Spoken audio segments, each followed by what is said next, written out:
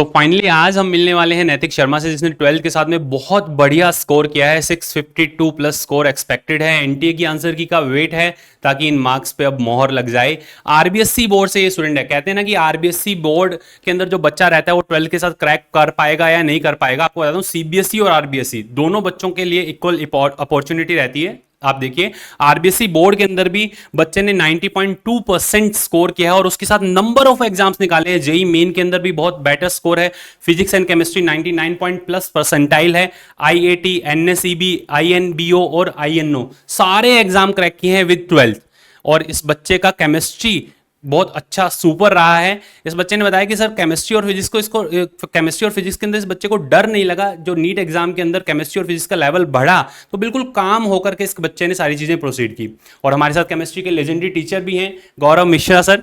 गौरव Mishra sir से हम जानेंगे कि बच्चे को पूरे साल सर ने बच्चा जब सर के पास में आता था, डाउट्स पूछता था, तो किस तरीके से, क्योंकि देखो हर एक टीचर अब बच्चे के अंदर जो एफर्ट लगाता है और वो पूरा टीचर पूरी जर्नी इजीली आपको बता सकता है। और इस बच्चे के लिए मैं ये मान सकता हूं कि जो केमिस्ट्री के अंदर इस बच्चे का स्कोर आ रहा है और जो क्वेश्चन किसी से भी सॉल्व नहीं हुए वो इस बच्चे ने सॉल्व किए हैं 12th के साथ।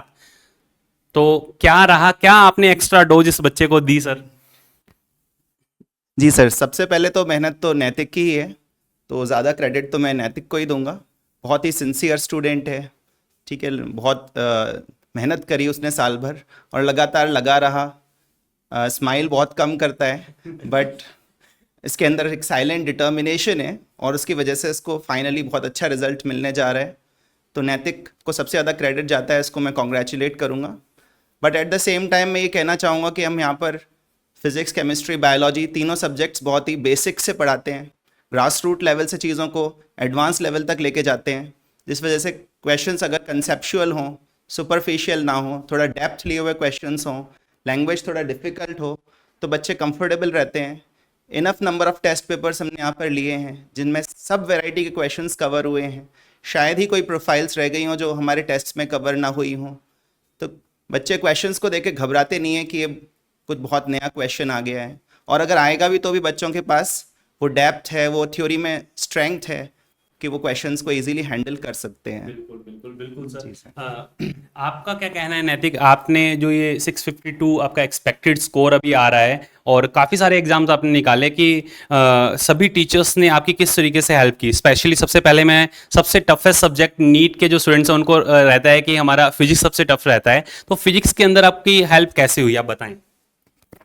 सर जब 2025 का पेपर हुआ था नीट का, उसके बाद जैसे ही फिजिक्स का लेवल अचानक से बहुत ज़्यादा बढ़ा था, तो उसके बाद जो हमारे आरजी के टीचर्स थे उन्होंने हमें धीरे धीरे करके हर एक कंसेप्ट को ध्यान से पहले सिखाया और उसके बाद हमारा लेवल धीरे धीरे करके बढ़ाया।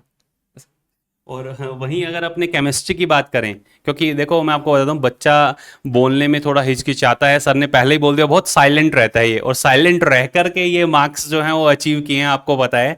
वहीं अगर केमिस्ट्री और फिजिक्स की अगर बात की जाए और या बायोलॉजी की बात की जाए तो आप बताएं कि बायोलॉजी के अंदर क्या आप, अगर पेपर बायोलॉजी का 3 मई वाला आता तो आप तैयार थे क्या? 3 मई को जो पेपर आया था, लेंथीनेस जो पेपर के अंदर देखने को मिली थी बायो की, क्या आप उसके लिए मेंटली प्रिपेयर थे अभी इस पेपर के लिए? सर जब 26 का पेपर था तो लेंदी तो वो वाला भी लगा था मुझे। अच्छा। तो तो अभी साल भर से हम इसी चीज़ की प्रैक्टिस कर रहे थे, लेकिन कि अगर लेंदी पेपर आएगा तो उसे हैंडल कैसे करना है, हमें टाइम मैनेज कैसे करना है, तो इसलिए अब कोई सरप्राइज़ नहीं था। ये जो 25 वाले स्टूडेंट्स थे उनके लिए फिर भी एक सरप्राइज़ था कि अचानक से उनका लेवल बढ़ा था। तो इस टाइम पहले से प्रिपेयर थे तो इस बार हम काफ़ी अच्छे से हैंडल कर पाए थे इसे। जी जी। एक चीज़ और कि आपको भी पता है कि एनटीए जिस तरीके से बहुत फ्रीक्वेंट चेंजेस कर रहा है। आप देखिए 2026 का जो पेपर आया, 3 मई का जो पेपर था, उसमें बायो इतना लेंदी था कि बच्चों को बायो ने परेशान किया, और फिजिक्स एंड केमिस्ट्री के अंदर बच्चा बहुत इजी मोड पे बोल सकते थे कि 2024 जैसा लेवल था। बट जैसे ही 21 जून का वही एनटीए और उसने ही फिर से दोबारा एग्जाम कंडक्ट करवाया और बायो का लेवल इतना मतलब ईजी कर दिया कि बच्चा फिजिक्स एंड केमिस्ट्री के अंदर अंदर अपना टाइम दे पाए और वहां पर उन्होंने पेपर का लेवल बढ़ाया है, जिसकी वजह से नंबर ऑफ स्टूडेंट्स जो हैं परेशान हुए। इवन 15 मिनट्स एक्स्ट्रा दिए और लेवल भी बढ़ाया। दोनों चीज़ों को एक साथ रखते हुए आप अब ये आप डिफाइन नहीं कर सकते कि नेक्स्ट ईयर का पेपर कैसा बनने वाला है, क्योंकि वही एनटी है जिसने 3 मई का पेपर दिया और ये वही एनटी है जिसने 21 जून का पेपर दिया। 3 मई के अकॉर्डिंग जहाँ कट ऑफ जहाँ पर सेटल डाउन हो रहा था 620 630 के अंदर, वहीं अब कट ऑफ जो है वो 540 के अराउंड सेटल डाउन होता हुआ दिखाई दे रहा है। तो काफ़ी सारे स्टूडेंट्स हैं जिनको ये मैं मैसेज देना चाहूँगा कि आप ये मत सोचिएगा कि नेक्स्ट ईयर आपका फिजिक्स एंड केमिस्ट्री ईजी हो जाएगा या फिर बायोलॉजी जो है वो ईजीएस्ट इसी तरीके से आने वाला है। तीनों सब्जेक्ट को आपको इक्वली देखना है और तीनों सब्जेक्ट को आपको इक्वल मेहनत करनी है। और फिजिक्स एंड केमिस्ट्री के अंदर जेई मेंस के स्पेसिफिकली अगर आप देखें उस लेवल तक आपको, उतनी डेप्थ तक आपको थ्योरी के अंदर आपकी और क्वेश्चन पे आपको कमांड रखनी है, तब जाकर के आप इजीली क्रैक कर पाओगे विद 12th। बच्चे का 12th कैसा रहा ये भी जान लेते हैं। आपका 12th कैसा रहा? 12th का अगर पूरी जर्नी आप देखें, बोर्ड जब आ रहे थे डर लगा क्या? आरबीएससी सीबीएसई में कोई डिफरेंस है क्या? आरबीएसई मुझे तो सीबीएसई कंपैरिजन में आसान लगे पेपर्स आसान लगे और एज कंपेरेटिवली स्कोर कर पाना इजी है, क्योंकि काफी सारे स्टूडेंट्स के मन में रहता है कि सर हम सीबीएसई से नहीं हटना चाहते, हम आरबीएसई में नहीं जाना चाहते। तो आप बताएं कि आरबीएसई में कोई प्रॉब्लम आती है क्या? बच्चों की ऐसी मिथ एक बनाई हुई है कि आरबीएसई के अंदर अगर हम गए तो हमारे स्कोर डाउन हो जाएगा, ऐसा कुछ है बेटा? सर मुझे तो कोई चेंज नहीं लगा, उल्टा मुझे आरबीएसई की मार्किंग थोड़ी सी लीनियंट लगी सीबीएसई से। Good good. देखिए साफ जैसे क्लियर कर दिया है नैतिक ने कि आरबीएससी सीबीएसई के अंदर कोई डिफरेंस नहीं है। आरबीएससी इवन बच्चों के लिए थोड़ा इजी हो जाता है, थोड़ा एक मेंटल प्रेशर थोड़ा कम हो जाता है, जिसकी वजह से देखिए आप 12th के साथ में क्या स्कोर रहा है।